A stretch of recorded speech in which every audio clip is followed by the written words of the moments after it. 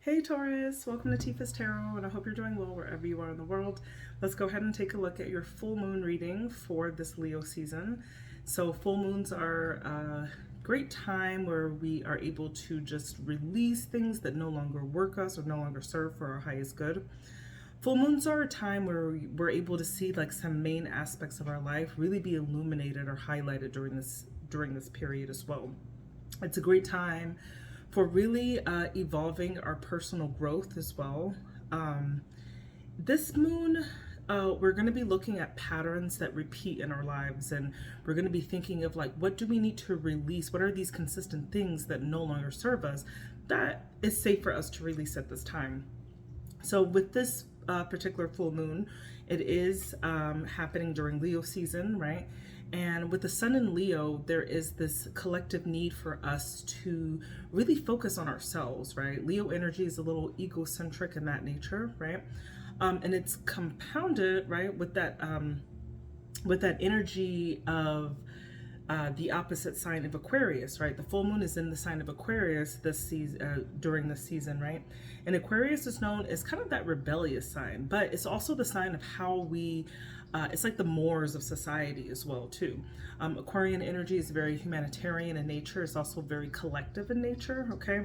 So it thinks more of the group dynamic, where Leo thinks more of the self, okay, within that group. So this moon, the message of this particular moon on the collective level is asking us to really examine how we are living authentically. Are we living in our truths, right? Are we in balance with our truth without imposing on other people? Is asking us to think about how we are influenced by our society as a whole, and who and what that we're around. Is asking us to examine if we are suppressing part of who we are, and sacrificing that for the greater good of society as well. Okay, so that's the main message collectively of this full moon. So we are going to use, we're going to see what is the message for you. So this is for Taurus. So if you have placement in Taurus and it's in your sun, particularly your moon, if you know that, and your rising, that it's my sincerest intention that this message resonate with you, or that you can receive some type of message, right, that's of your highest good from what we're about to explore. So we're going to use one card from the Moonology Oracle to give our message, and then we're going to just clarify that message with some tarot. And today's deck, we're going to use the Gilded Tarot Royale deck, all right? So let's go ahead and look into your energy, dear Taurus. So remember, if the message applies, fantastic. Consider booking me for a personal. Now, if it does not apply, then remember, please just let it fly, all right? All messages are not for everyone, so let's see what you got going on in your energy, dear Taurus, all right? So we're first going to look at what is the main message of the full moon for you during this season. Let's see, what is the main message of this moon for the sign of Taurus? What is the main message of this moon for the sign of Taurus? I do take jumpers, so all right.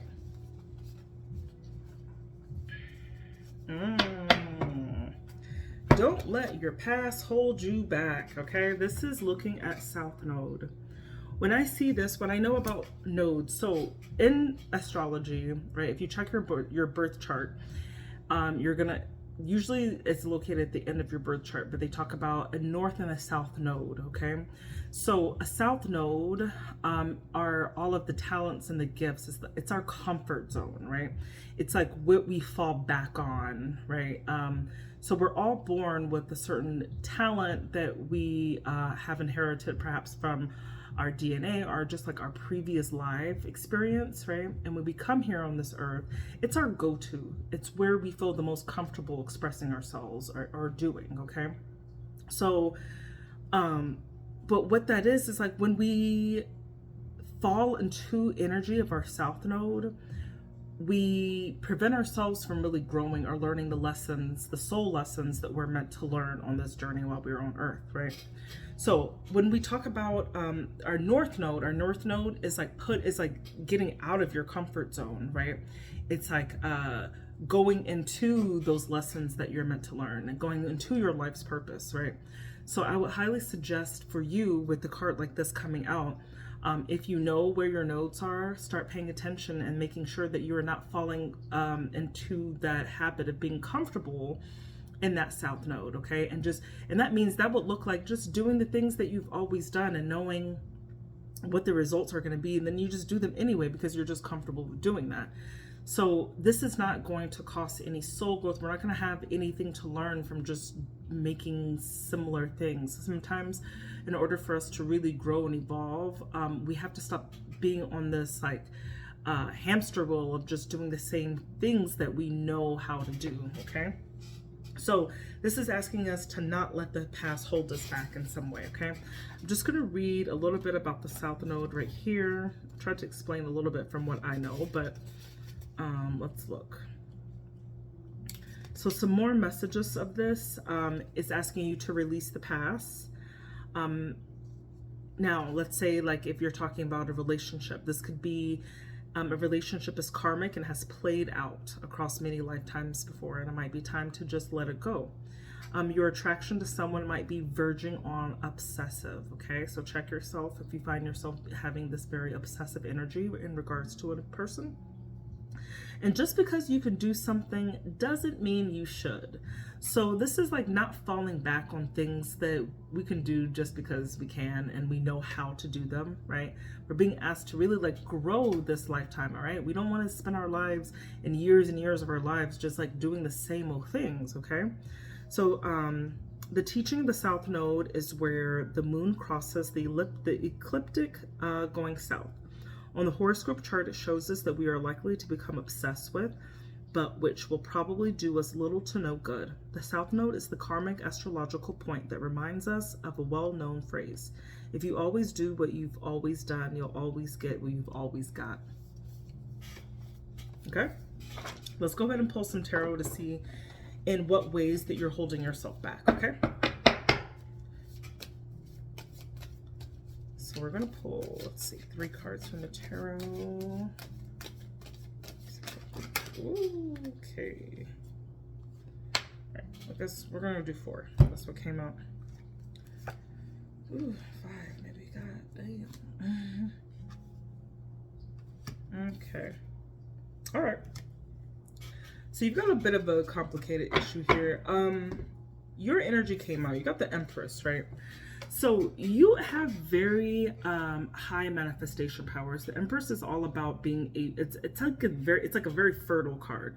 It's being able to basically just like reap what you sow. It's just like having strong powers in doing things that let's say like nurturing things, okay?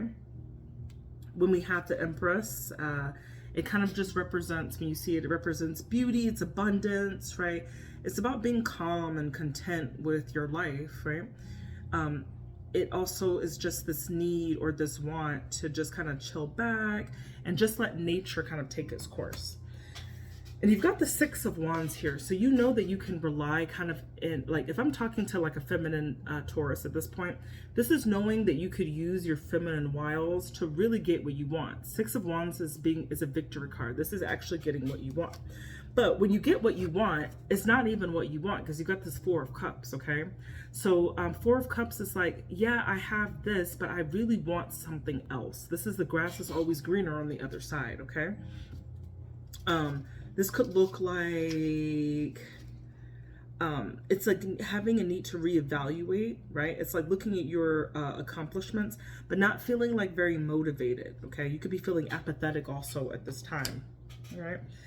There's something about also whatever you're doing right now, you might be feeling a little bit stressed about it because this 9 of Swords is about kind of losing sleep about over, I think, a personal matter in this situation, okay? And it might have something to do with like a love situation. That's kind of what I'm getting right here, okay? But the 9 of Swords is, let's say, it's like dwelling on the past fears, right? And really like just wanting to kind of just get help from other people. And then you've got the Two of Swords. And the Two of Swords is all about making a decision, right? It's about having a conflict, and there you don't really know what to do. You might not have any clear resolution, but it's like you do have a very challenging decision of what you want to do. Okay, so what I see here for you is that there's a certain path that you're going, and let's say like if it is regarding a relationship, there are things that you have a like a steady tried and true method of how you function in relationships, okay, for example, and it works for you. You get what you want, but when you get what you want, it's like you realize that there's something more that you're really searching for, and whatever that more thing that you're searching for, it's like putting you a little bit in a state of distress to some degree, because you just have this feeling that there's just something more to it, right? So I do see you in the throes of like really having to make a decision about what you really want to do. I can't, like I said, life is, you're living your life, right?